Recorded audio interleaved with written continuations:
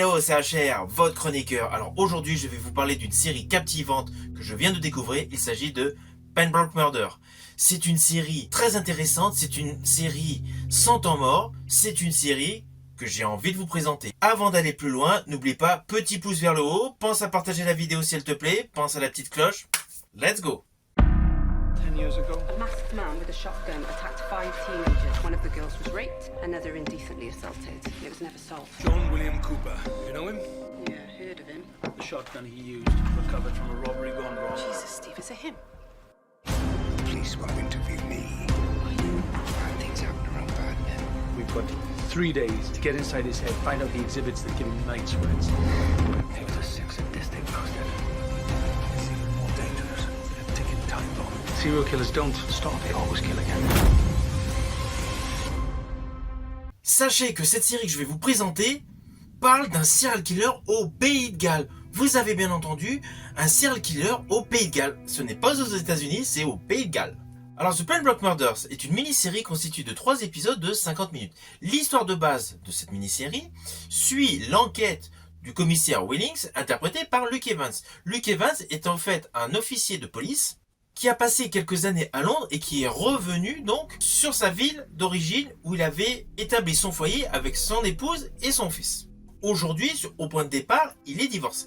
Nous avons donc le commissaire Willings, interprété par Luke Evans, qui décide de rouvrir 2 affaires criminelles des années 80 qui avaient été la résultante apparemment de cambriolage. L'histoire pourrait paraître assez classique, mais au final, elle est bourrée de rebondissements, mais surtout, elle met en évidence un terrible serial killer. À cela s'ajoute la composition de Luke Evans, qui est particulièrement attrayante. Il n'a absolument rien à voir avec son registre habituel. Là, ici, il joue le rôle d'un policier donc divorcé, qui a travaillé quelques années donc à Londres et qui est revenu dans la ville où son ex-femme vit avec son fils.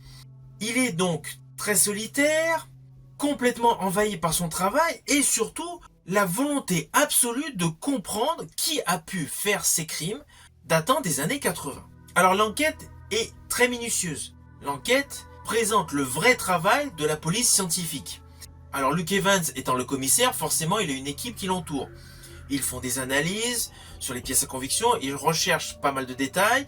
Il y a même un détail qui est amusant, mais c'est malheureux parce que c'est une histoire vraie, c'est qu'il y avait un problème de coloris d'une pièce à conviction par rapport à un négatif de photo. La couleur kaki n'apparaissait pas du coup sur la photo. C'est un petit détail anodin, mais au final c'est un détail important dans cette série en 3 parties. Alors déjà que l'enquête est assez compliquée au vu des faits, que ça fait plusieurs décennies que ça traîne dans les tiroirs, nous avons la vie affective qui est plutôt scabreuse, le potentiel suspect donc du commissaire Willings, donc interprété par Luke Evans, et t'as 2 doigts de sortir de prison avec une remise de peine. Coup de théâtre, il faut à tout prix que Luke Evans arrive à prolonger le temps en détention. Nous avons une réelle montée d'adrénaline. Forcément, lorsque vous allez voir cette série, lorsque vous allez découvrir cette série, vous aurez envie de voir les 3 épisodes à la suite. Surtout que c'est largement faisable. Alors concernant le casting, Luke Evans crève l'écran. Il démontre une simplicité, une austérité, une opiniâtreté, mais parfaite. Ça change radicalement de tout ce qu'on a pu voir parmi sa filmographie. Il ne faut pas oublier qu'il a joué dans Les Immortels en 2011. God chose well.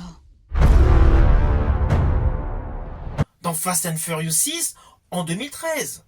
Notre cible, Owen Shaw, un ancien des forces spéciales. Il y a des années qu'avec son gang, ils montent des coups en Europe. Mais c'est leur dernier exploit qui les a propulsés sur la plus haute marche du podium. Dans Dracula Untold en 2014. Fight! You are alive because of what I did to save you!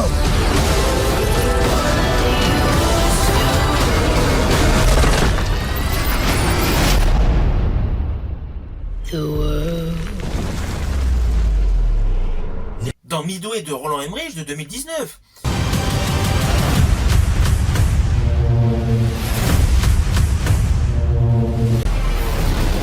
You'll remember this moment for the rest of your life.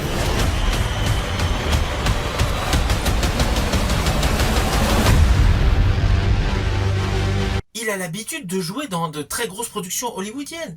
Et là, son interprétation dans The Plan Block Murder est complètement l'opposé de tout ce qu'il a pu faire au cinéma.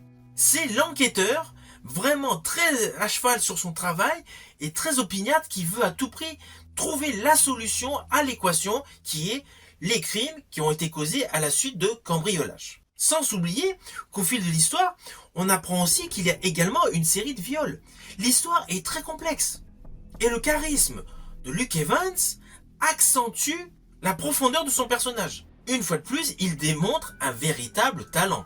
Alors pour la petite histoire, Luke Evans a une deuxième activité importante, c'est la chanson. En 2019, il a sorti un album qui se nomme At Last, d'où sont sortis plusieurs singles.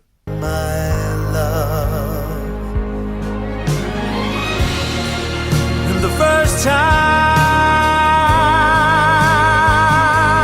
ever I lay with you, I felt your heart, oh, so close to mine. We are young, heartache to heartache we stand. No promises, no demand. Love is a battlefield. We are strong. Alors au final, The Plan Block Murder est une très bonne série. C'est une série qui nous présente une histoire très intéressante, captivante et surtout un serial killer au Pays de Galles. La chose complètement inattendue. D'habitude, lorsqu'on entend les mots serial killer, on pense États-Unis. Mais là, c'est au Pays de Galles. La composition de Luke Evans est parfaite et la réalisation de Mark Evans est au top. C'est une série que je vous conseille. L'enquête judiciaire est bien présentée. La réalisation de Mark Evans complète la performance sans faille de Luke Evans. Vous pouvez découvrir cette mini-série en VOD, notamment sur Canal+. Je vous dis à bientôt pour une prochaine chronique.